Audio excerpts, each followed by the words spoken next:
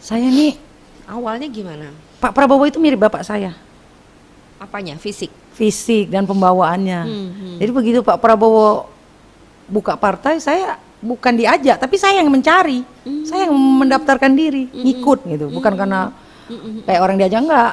Awal-awalnya kan banyak partai, saya nggak pernah tertarik. Begitu Pak Prabowo buat partai, saya merasa serak dengan cara berpikirnya. Kan saya suka baca buku, nah, cara ininya. Dan suka satu lagi, waktu dulu kan Mila tuh belah pinggir kayak pinggir. gitu kayak bapak saya, jadi saya merasa Jadi sesimpel itu, sederhana iya banget ini awalnya kan tambah alasannya kesini tambah kenal, tambah saya jatuh cinta dengan Pak Prabowo. Artinya ya pilihan saya tentang seorang pemimpin itu ya seperti Pak Prabowo pastinya.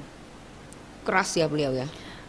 Enggak juga, Pak Prabowo itu melankolis dan hatinya sangat lembut kalau melihat kesedihan orang lain. Jadi kalau kami acara, dia menceritakan kesedihan orang lain itu dia pasti menangis.